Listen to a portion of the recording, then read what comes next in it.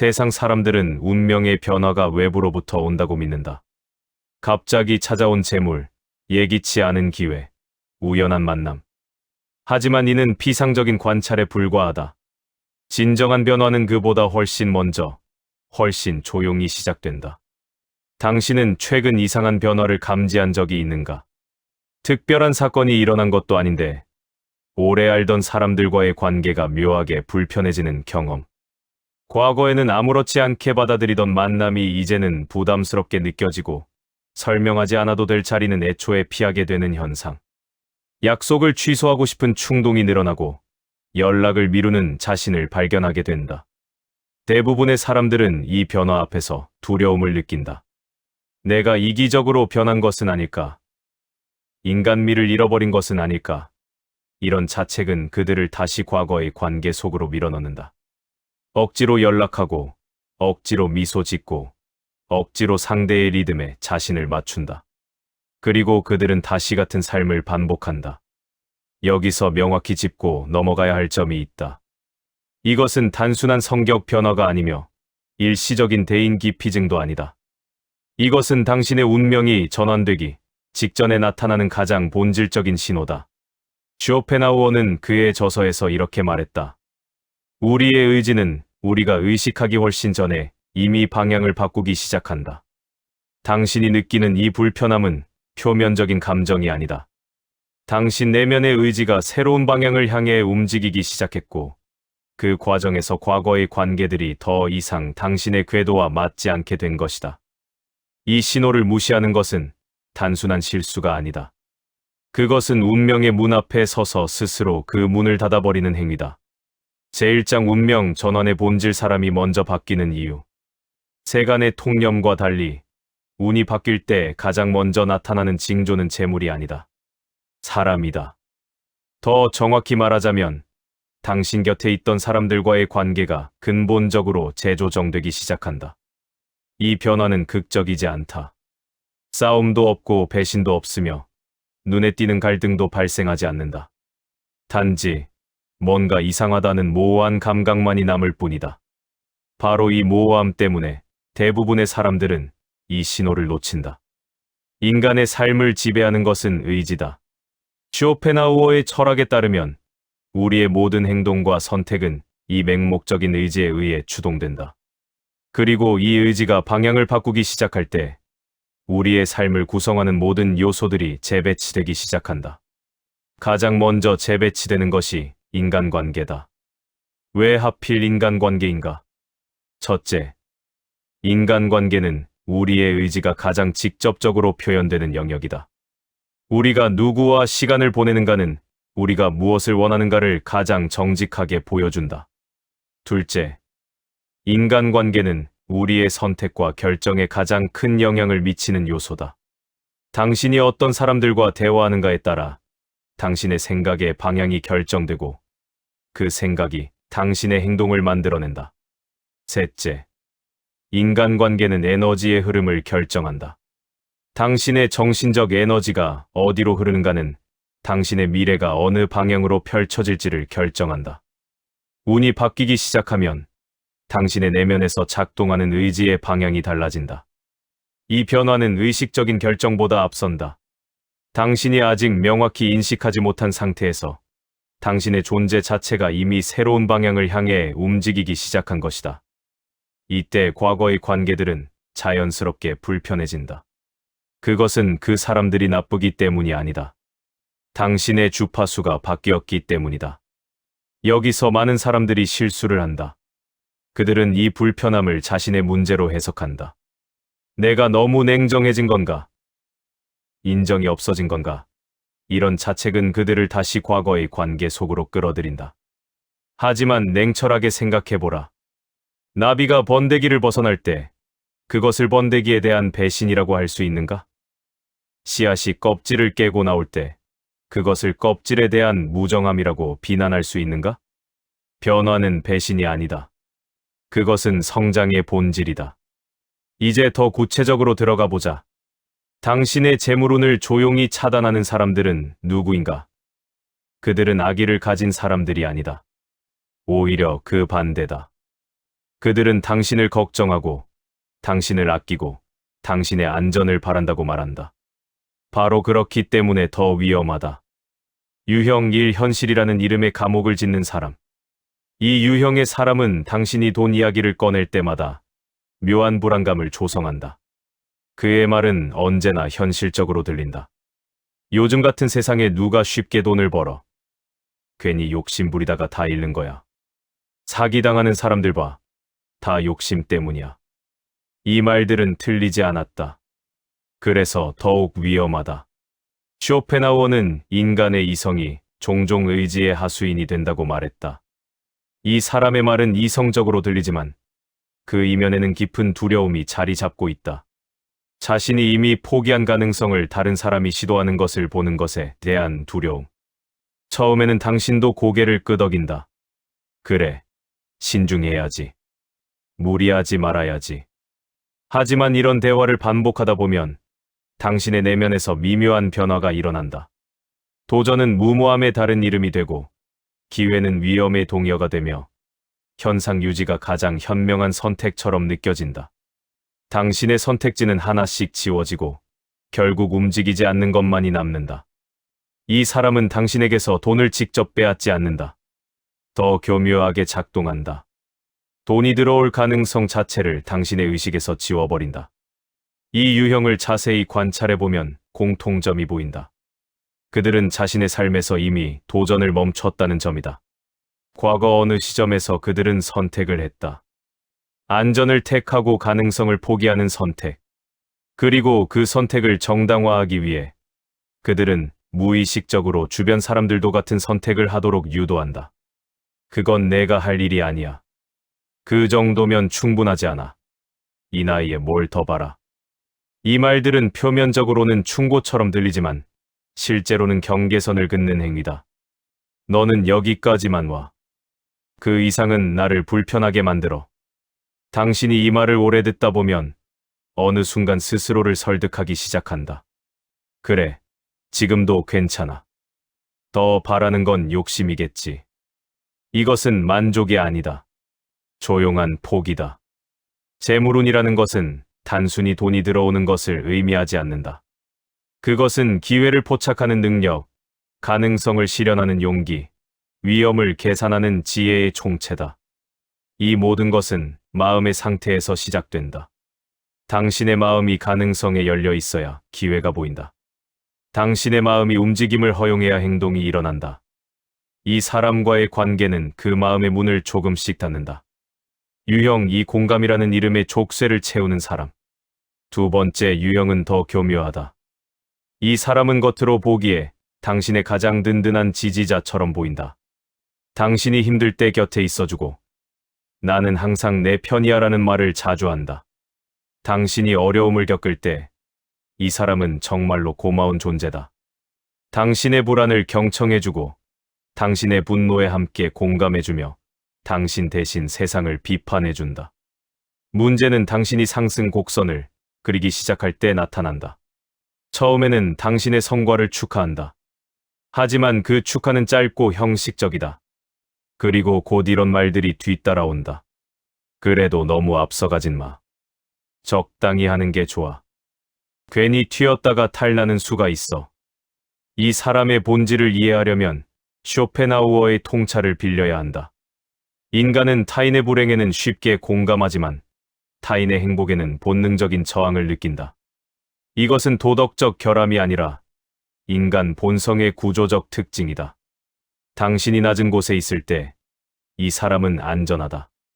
당신과 자신이 같은 높이에 있기 때문이다. 하지만 당신이 위로 올라가기 시작하면 상대적 위치가 바뀐다. 이 사람은 의식적으로는 당신의 성공을 바라지만 무의식적으로는 불편함을 느낀다. 그래서 노골적으로 방해하지 않는다. 대신 결정을 지연시킨다. 나는 내 편이니까 솔직히 말해주는 거야. 이 말이 나오는 순간 당신은 흔들린다. 진심 어린 충고처럼 들리기 때문이다. 그리고 당신은 결정을 미룬다. 조금 더 생각해보자. 서두를 필요는 없지. 기회는 그 사이를 빠져나간다. 이 관계의 진짜 문제는 아기가 아니다. 정체다. 이 사람은 당신이 자신의 옆에 머물기를 원한다. 같은 높이에서, 같은 고민을 하면서, 같은 속도로 나아가기를. 운이 바뀌기 시작하면 이 사람과의 대화는 점점 더 부담스러워진다. 당신은 성공 이야기를 숨기기 시작하고 미래 계획을 언급하지 않게 되며 만날 때마다 일부러 평범한 이야기만 꺼낸다. 이것은 배신이 아니다. 방향이 갈라지는 신호다. 유형 3감정이라는 이름의 늪에 빠뜨리는 사람. 세 번째 유형은 만나고 나면 늘 기운이 빠지게 만드는 사람이다. 이 사람의 삶에는 항상 문제가 있다. 돈 문제, 가족 문제, 건강 문제, 직장 문제. 주제는 바뀌지만 결론은 언제나 같다. 나는 왜 이렇게 운이 없을까? 처음에는 돕고 싶어진다. 인간적인 정이라는 것이 있으니까. 하지만 아무리 조언을 해도, 아무리 위로를 해도 상황은 바뀌지 않는다. 왜 그런가? 이 사람은 해결책을 원하지 않기 때문이다. 이 사람이 진정으로 원하는 것은 자신의 불행을 들어줄 청중이다. 자신의 감정적 부담을 나눠 가질 대상이다. 당신이 좋은 소식을 전하면 잠시 듣는 척하다가 곧 자기 이야기로 돌아온다. 그래, 좋겠다. 그런데 나는 대화의 중심은 언제나 이 사람의 불행으로 귀결된다. 이런 관계를 오래 유지하면 당신의 사고방식이 서서히 변한다. 대화의 초점이 항상 문제에 고정되어 있기 때문에 당신도 자연스럽게 문제 중심적 사고에 익숙해진다. 가능성보다는 위험을, 기회보다는 장애물을, 해결책보다는 변명을 먼저 떠올리게 된다. 더 위험한 순간은 당신에게 중요한 시기가 왔을 때다. 이 사람은 그때 더 힘들어진다. 연락 빈도가 높아지고 한숨이 깊어지며 도움을 암시하는 말들이 늘어난다. 그리고 당신은 미룬다. 저 사람이 힘들어하는데 먼저 저 사람을 도와주고 기회는 그 사이를 지나간다. 쇼펜하우어는 동정심에 대해 깊이 성찰했다. 동정심은 고귀한 감정이지만 그것이 당신 자신의 삶을 희생하는 것으로 이어져서는 안 된다. 진정한 도움은 상대방이 스스로 일어서도록 돕는 것이지 당신이 무너지면서 상대방을 붙잡는 것이 아니다. 운이 바뀌기 직전 사람은 이 관계를 본능적으로 견디기 힘들어한다. 연락을 미루고 만남을 줄이고 괜한 죄책감을 느낀다. 바로 그 죄책감이 시험이다. 그 죄책감을 넘어설 수 있는가, 없는가. 이것이 당신의 운명이 바뀔 것인가 말 것인가를 결정한다. 유형 4 무관심이라는 이름의 벽을 쌓는 사람. 네 번째 유형은 가장 식별하기 어렵다. 이 사람은 겉으로 보기에 아무 문제가 없다. 불평도 없고 간섭도 없으며 적당히 예의 바르다. 그래서 가장 놓치기 쉽다. 당신이 변화 없이 지낼 때는 모든 것이 편안하다. 하지만 당신이 무언가를 시도하기 시작하면 이 사람은 미묘하게 거리를 둔다. 대화가 줄어들고 미래에 대한 이야기는 피해가며 그건 내가 알아서라는 말로 참여를 회피한다. 노골적인 반대보다 이 침묵이 더 위험하다. 왜냐하면 인간은 혼자서 큰 결정을 오래 유지하기 어렵기 때문이다. 우리는 사회적 동물이고 우리의 선택은 주변 사람들의 반응에 의해 지속적으로 검증받고 싶어 한다. 이 사람은 그 검증을 거부한다. 찬성도 반대도 하지 않는다. 단지 무관심하다. 이 관계를 유지하면 당신의 인생은 늘 무난하다. 큰 실패도 없고 큰 성공도 없다. 시간만 조용히 흘러간다. 쇼펜하우어는 말했다. 인생에서 가장 큰 적은 치열한 반대자가 아니라 미온적인 방관자다. 반대자는 적어도 당신을 움직이게 만든다. 하지만 방관자는 당신을 그 자리에 머물게 한다. 운이 바뀌기 직전 사람은 이런 관계에서 이질감을 느낀다. 싸운 것도 아닌데 멀어지는 느낌. 이것을 변심으로 해석하지 마라. 이것은 당신의 의지가 새로운 방향을 찾았다는 신호다. 모든 정리가 끝나고 나면 놀랍게도 몇 사람만 남는다. 그 수는 당신이 예상했던 것보다 훨씬 적을 것이다. 하지만 그것이 문제가 아니다. 중요한 것은 수가 아니라 질이다.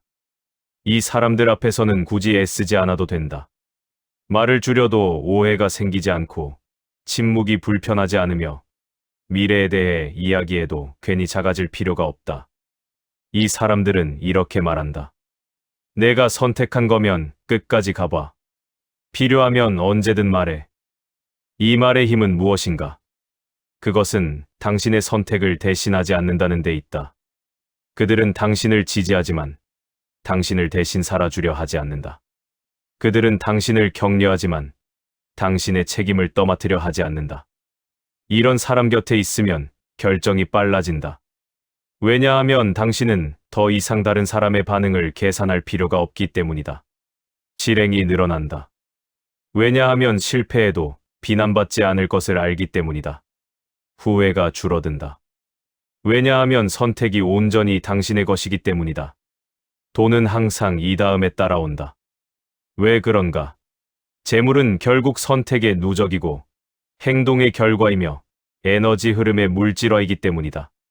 당신의 에너지가 걱정과 설득과 해명에 소진되지 않고 오롯이 실행과 창조에 집중될 때 결과는 자연스럽게 따라온다. 사람이 바뀌면 돈을 대하는 태도가 바뀌고 그 태도가 바뀌면 재물의 크기가 달라진다. 순서는 언제나 같다. 사람, 결정, 실행, 돈.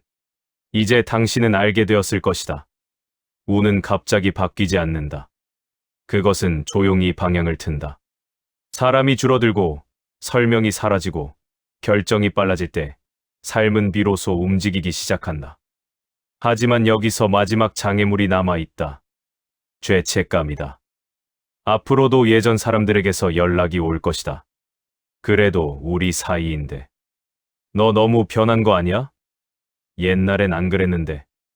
그때 흔들리지 마라. 쇼펜하우어는 인간의 가장 큰 고통은 타인의 기대를 저버렸다는 죄책감이라고 말했다. 하지만 그는 또한 말했다. 당신이 살아야 할 인생은 당신의 인생이지 타인의 기대가 아니다. 당신이 그 자리를 떠난 것은 정이 없어서가 아니다. 방향이 달라졌기 때문이다.